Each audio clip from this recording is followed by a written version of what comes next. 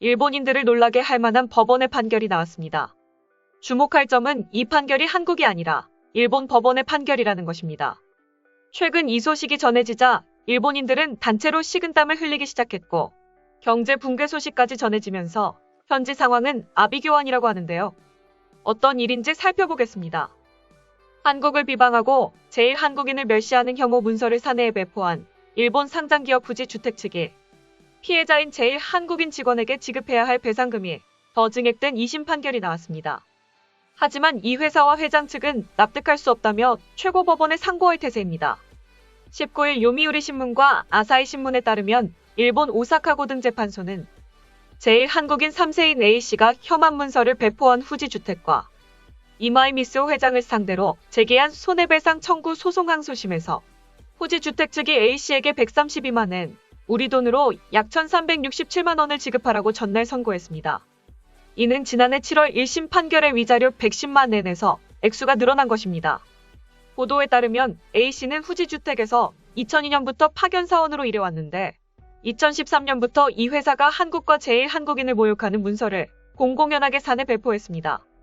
문서에는 일본인으로서 자부심을 회복하기 위해서라며 자이니치는 죽어라, 한국은 날조국가, 거짓말쟁이 등의 내용이 담겼습니다. 회사 측은 1심 판결에서 패소한 후에도 혐한 문서 배포를 계속했는데 항소심 판결은 이를 중지하라는 A씨의 요청도 인정했습니다.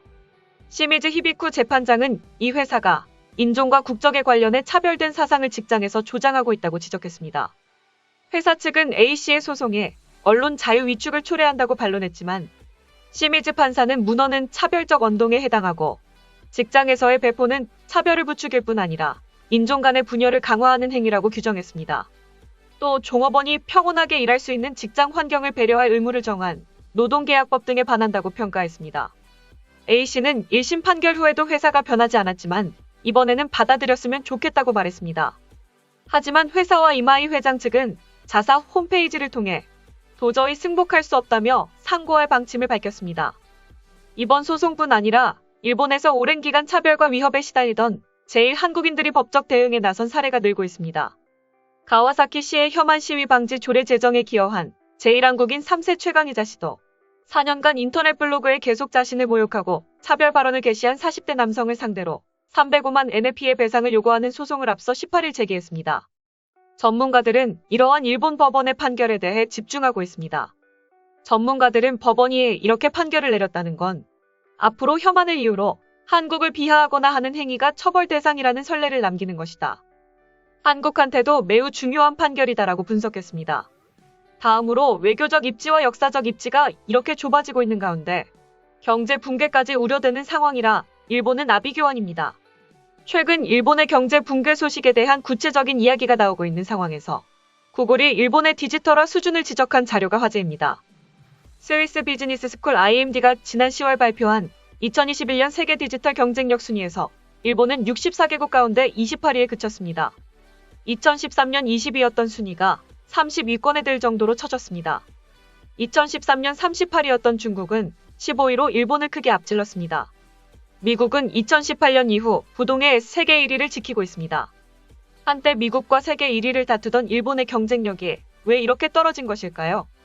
IMD는 고부가 가치를 생산하는 인재가 부족해 시대에 대응하는 스피드가 결여돼 있다. 그 결과 세계에서 승부할 수 있는 사업을 키우지 못하고 있다. 이러한 일본의 약점이 미국 등과의 차이로 이어지고 있다고 분석했습니다. 고부가 가치를 생산하는 인재가 부족하다는 IMD의 분석대로 일본은 특히 인적자원과 관련한 항목에서 약점을 보였습니다.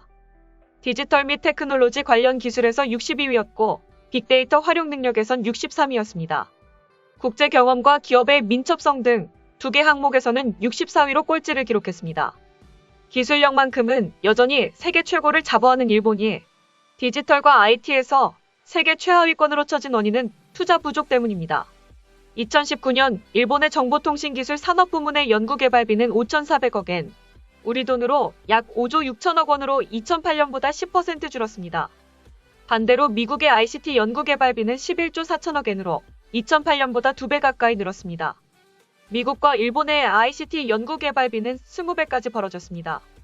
구글이 본격적으로 성장하기 시작할 무렵 이 회사에 입사해 미국 IT 기업의 진면목을 몸소 체험한 일본인들은 공통적으로 인재, 수평적인 회사 풍토, 스피드, 스케일을 일본의 패인으로 지적했습니다. 인공지능과 빅데이터 등 디지털 기술이 급격히 발전하는 뉴노멀 시대가 요구하는 비즈니스 모델의 핵심은 누가 더 빠르고 정확하게 트랜스포메이션에 성공하느냐에 달렸습니다. 성장기 구글의 체질은 뉴노멀 시대에 정확히 들어맞는 것이었습니다. 반면 일본 기업의 강점과는 정확히 반대되는 특징들입니다. 일본이 세계 최강의 경쟁력을 자랑하는 부품과 소재 산업의 근간은 모노즈쿠리, 즉 장인 정신입니다. 매일 똑같은 일을 성심성의껏 반복하면 무엇이든지 조금씩 개선할 수 있다는 자세입니다. 하지만 이러한 장인 정신이 일본 기업의 빠르고 정확한 트랜스포메이션을 어렵게 해 일본 경제의 발목을 잡는다는 지적입니다. 경제 전문가들은 이 상황이 지속되면 일본의 경제가 무너질 뿐 아니라 일본 사회가 위태로울 수 있다고 지적했습니다. 이에 일본 언론들은 일본의 고난의 행군이 시작될 수 있다. 지금이라도 외교 관계를 개선하고 한국 등 주변국들과 디지털화에 힘쓰지 않으면 버블 경제 붕괴 상황이 또 올 수 있다고 경고했습니다. 그러나 아직 일본 극우 네티즌들은 정신을 못 차린 것 같은데요. 다음은 해당 소식을 접한 일본 네티즌들의 반응입니다. 회사 측이 지나치게 격한 표현으로 불복을 제기했기 때문에 과거 한국인 혹은 한국계 기업 등이 심한 봉변을 당한 적이 있었을지도 모르지. 하지만 그렇다고 해도 그의 표현의 불편 전시나 일본을 비하하는 것은 해도 좋다는 법원의 판단은 고개를 갸웃거리지 않을 수 없다. 나라끼리 옥신각신하고 압도적으로 정치로 노골적으로 적대시하고 공격하는 건 한국이니까. 정치와 민간 교류는 별개의 허무맹랑한 말일 뿐이다. 평범하게 생각해서 국가 간의 약속을 일방적인 억지로 뒤집어 엎는 시점에서 국교나 교류 따위 도저히 무리한 이야기니까 서로 안 보고 안 듣고 상관하지 않는 게 유일한 미래지향입니다. 한국을 비판하는 것이 헤이트라면 일본을 비판하는 것도 헤이트가 된다. 그걸 모르는 사람이 많으니까 귀찮아.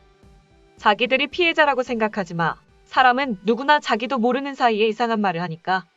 중요한 것은 회사는 원고 여성을 별로 차별하지 않고 해고도 되지 않았다는 점입니다. 원고 여성은 회사에서 배포된 책의 일부, 그것을 차별이라고 느꼈기 때문에 고소했다고 합니다. 저는 후지주택과는 아무런 관계도 없는 일본인이지만 이 트집과 같은 재판에 분노를 느끼고 있습니다. 우선 헤이트 재판이라고 해도 3,300만엔 고액배상 청구의 근거는 어디에 있는가? 명예회복이 목적인가요? 아니면 돈인가요?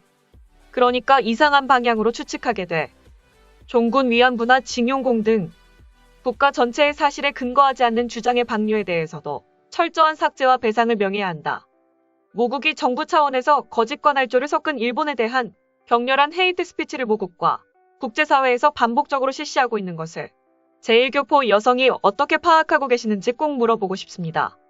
이번 사건도 그 근본 원인이 개선되지 않으면 향후에도 당하면 반복하는 그런 사람이 나올 거라고 생각합니다. 지금까지 일본 법원의 혐한 관련 판결 소식을 접한 일본 네티즌들의 반응이었습니다.